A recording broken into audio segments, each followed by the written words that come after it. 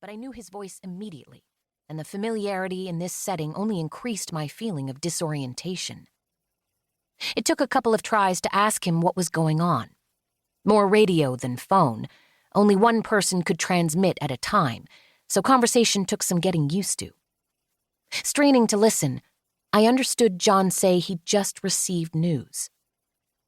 Instantly, my mind began to race. My parents were still young, as healthy as ever when I'd said goodbye to them the month before in September. Even my mother had been in reasonably high spirits considering the distance that would soon be between us. Surely this couldn't be about them, could it? John continued. Almost clinically, he explained that the police had made an arrest for a kidnapping in Utah, which they suspected to be connected to the serial killings that had gripped the Seattle area over the previous year. I was interested. Of course I was. Everyone in the city, especially we women in the U District, had been following the reports and checking over our shoulders for so long, our necks ached. But I was also confused why John was calling to pass on local news. Somewhere in my confusion, my gut quivered. From where I stood, I could see a crack in the sliding door where the plant manager had disappeared, and I began to wonder how much he could overhear. When the line went silent, I didn't know if our connection was lost or if it was something else. I had never known my brother to be emotional, but a fragile tone in his voice was scaring me. Finally, the speaker crackled again. "It's Ted," he said. Letter from Ted to Edna.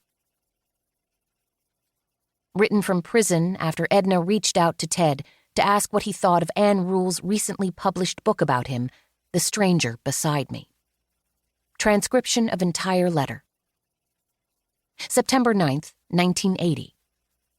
Dear Edna, what a totally unexpected present your recent letter was.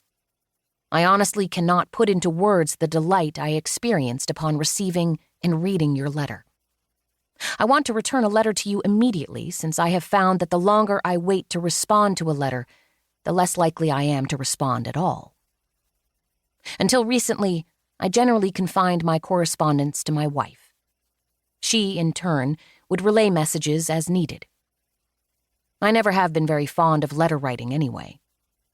However, this lazy man's approach did not lessen my nagging sense of discomfort that I was neglecting to keep in touch with people I care about. So I have begun to write a couple non-spousal notes each week. It's good responsibility therapy, also. Yes, it has been nearly 5 years since we last saw each other in person. But since, my sense of time has been warped. 5 years or 5 months are spans of time, the difference between which I find hard to appreciate.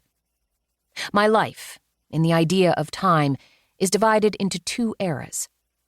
BC, before court/cops, and AD, after damnation. One life ended and another began once I began living in prison. When I look at the part of my life which took place before 1975, I might very well be looking at an existence as one might view a prior incarnation. Thanks for all the news about yourself and family. I was not aware of your dad's heart attack. How distressing. Please convey to him my belated relief that his recovery has been complete. $435 a month rent for a cottage north of Lake City Way? You're damn right things have changed since I was in Seattle. So much has changed, it seems I don't find it hard to imagine that free people live in a different world than I live in now or back when I was a free person. Your rent is close to double what it would have been 5 years ago. I am familiar with the area across from the 7-Eleven. Deja vu, do you suppose? Your parents told me about your work when I saw them last in Tallahassee. You seem to have mixed emotions about it. I sense that you were finding some rewards. I know firsthand of the conflicts a young woman, wife and mother, feels in such a position. The man who collects the mail will be by shortly, so be prepared for an abrupt ending. I will write again soon, and attempt to answer your questions about my life here.